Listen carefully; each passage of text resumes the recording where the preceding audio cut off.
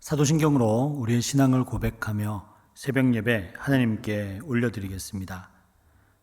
전능하사 천지를 만드신 하나님 아버지를 내가 믿사오며 그 외아들 우리 주 예수 그리스도를 믿사오니 이는 성령으로 잉태하사 동정녀 마리아에게 나시고 본디오 빌라도에게 고난을 받으사 십자가에 못 박혀 죽으시고 장사한 지 사흘 만에 죽은 자 가운데서 다시 살아나시며 하늘에 오르사 전능하신 하나님 우편에 앉아 계시다가 저리로서 산자와 죽은 자를 심판하러 오시리라.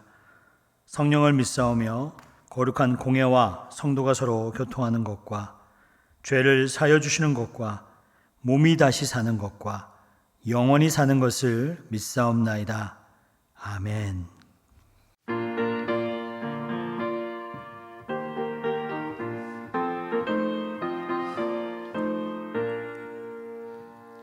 죄에서 자유를 얻게 함은 보혈의 능력 주의 보혈 시험을 이기고 승리하니 참 놀라운 능력이로다. 주의 보혈 능력이 또다. 주의 피 믿으라. 주의 보혈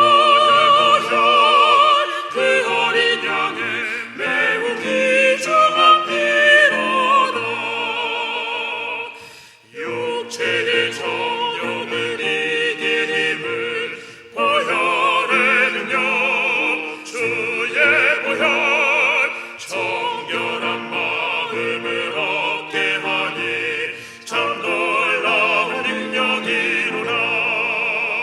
주의 보혈 능력이 또다. 주의 피 믿으라. 주의 보혈 그 어린 양의 매우 귀중한 피로다. 눈보다 더 이게 밝히는 것 보혈의 능력 주의 보혈 부정한 모든 것 밝히시니 참 놀라운 능력이로다.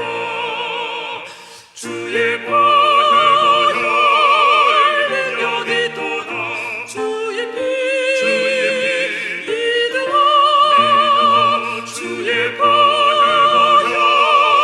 그 어린 양의 매우 귀중한 피로다. 구주의 복음을 전할 제목 보혈의 능력 주의 보혈 날마다 나에게 찬송 주니 참 놀라운 능력이로다. 주의 보혈 능력이 또다. 주의 피 믿으라. 주의 보혈 그 어린 양의 매우 귀중한 피로다.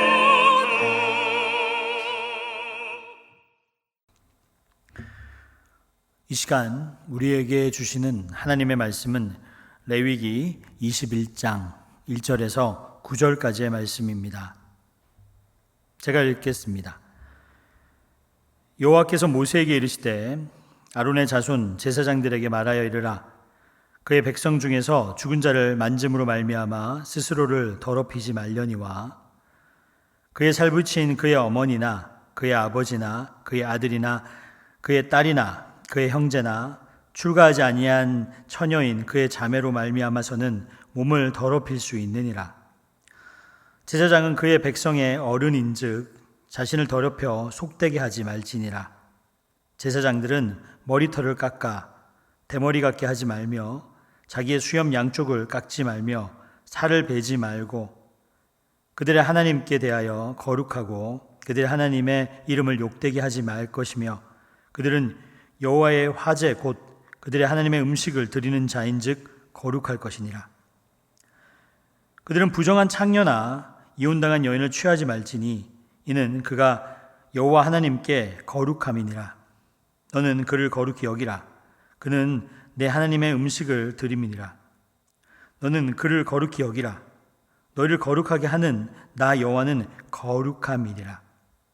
어떤 제사장의 딸이든지 행음하여 자신을 속되게 하면 그의 아버지를 속되게 함이니 그를 불사를 지니라. 우리 함께 기도하겠습니다. 하나님, 과거 제사장들에게 요구했던 규례를 통해서 오늘 우리가 이 시대를 어떻게 살아야 할 것인가에 대한 말씀을 나누기를 원합니다. 오늘 하나님이 주시는 말씀 속에서 하나님의 기대에 부응하는 삶을 살아가는 우리가 되게 하여 주시옵소서. 그리고 우리의 가정이 되게 하시고 우리의 자녀가 되게 하여 주옵소서. 예수님의 이름으로 기도드립니다. 아멘. 할렐루야. 여러분 반갑습니다.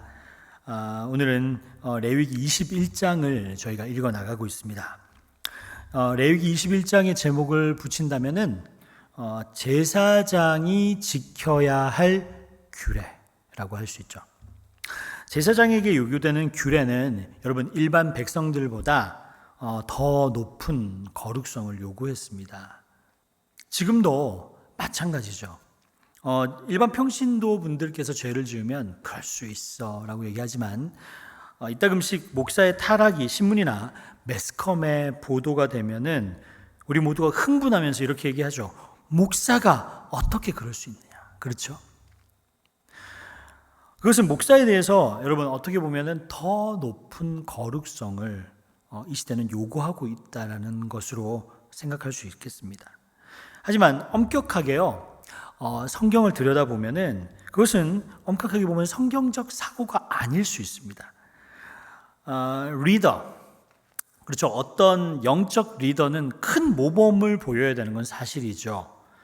그러나 신약 성경에 오면 특별히 구별된 제사장을 따르는 것이 아니라 모든 그리스도인들을 제사장으로 독일 취급함으로써 동일한 도덕성과 거룩성을 하나님의 백성에게 요구한다는 사실을 여러분 염두에 두시기를 바랍니다. 구약의 계시는 발전되면서 신약에 와서 완성이 됩니다. 완성된 신약의 계시는 특별한 유형의 사람들에게만 거룩함을 요구하는 것이 아니라 모든 하나님의 백성들에게 거룩함을 요구하셨다는 것을 여러분 믿으시길 바랍니다. 구약에서 제사장은 특별한 직분입니다. 그러나 신약이 오면 이것이 달라지죠. 그리스도인들은 뭐라고 부릅니까? 왕 같은 제사장, 왕 같은 제사장이라고 부르죠. 구약의 제사장들은 자신을 더럽히는 모든 일을 스스로 구별했습니다. 그 중에 하나가 뭐냐면 시체에 접근하는 일을 금했습니다. 왜냐하면 시체야말로 가장 부정한 것으로 당시 취급했기 때문에 시체의 사례를 가지고서 거룩함을 이야기하기가 좋았기 때문이죠. 옛날에 사람이 죽으면 그 시체를 처리하기는 상당히 어려웠습니다. 그래서 부정한 것, 더러운 것의 대표적인 것을 시체라고 합니다. 오늘 본문 1절을 제가 읽겠습니다. 여호와께서 모세에게 이르시되 아론의 자손 제사장들에게 말하여 이르라. 그의 백성 중에서 죽은 자를 만짐으로 말미암아 스스로를 더럽히지 말려니와. 제사장은 죽은 자를 만져서는 안 됩니다.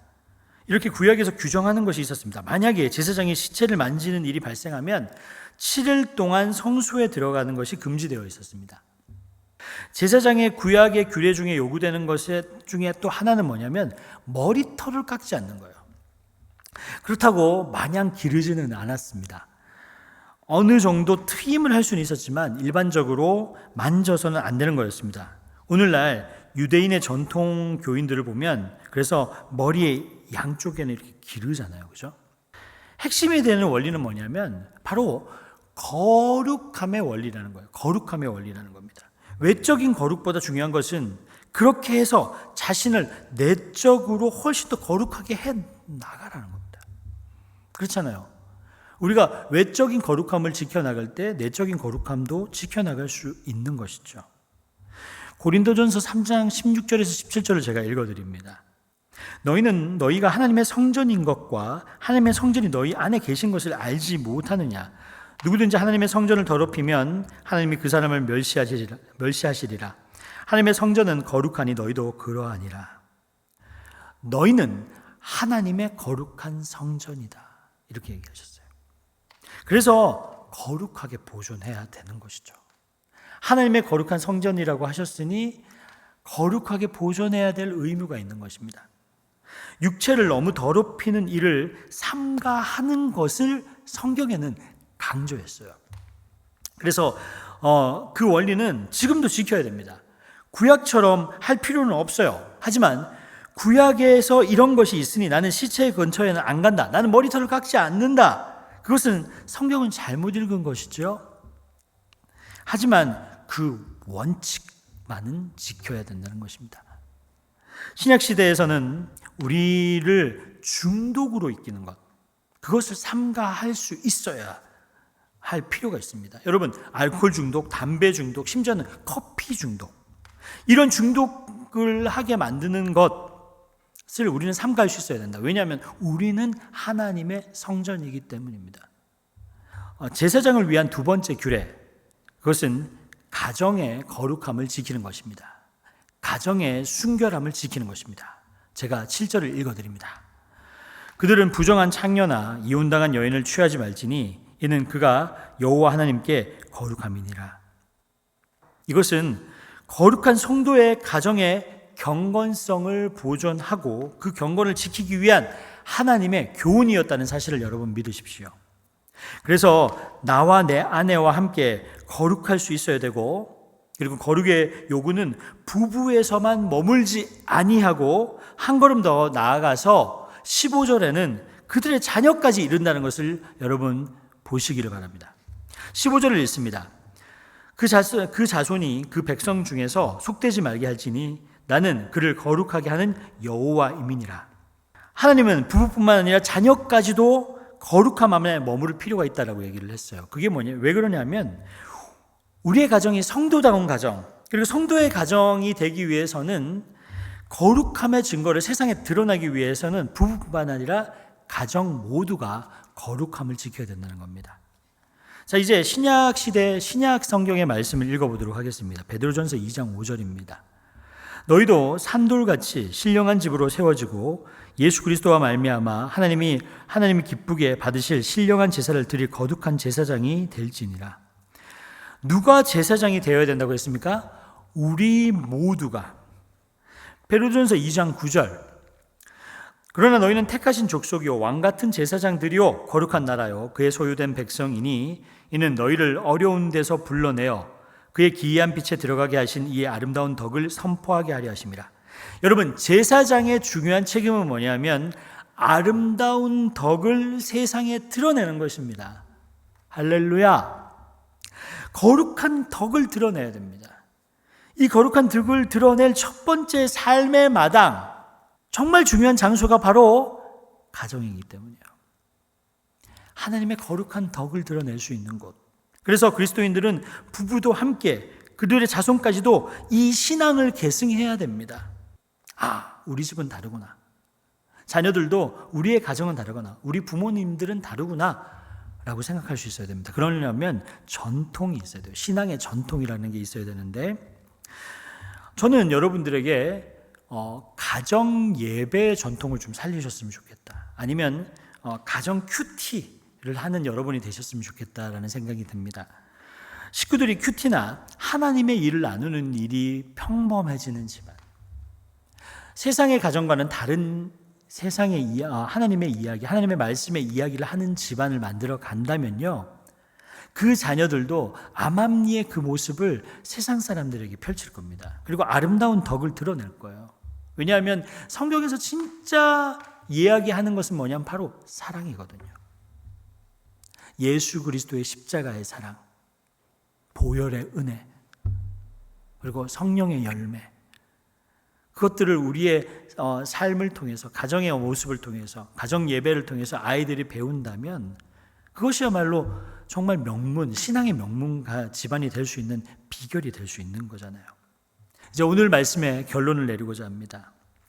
성도 여러분, 오늘 말씀을 통해서 우리에게 주는 가장 큰 교훈은 하나님이 쓰시는 사람은 달라야 된다는 거예요.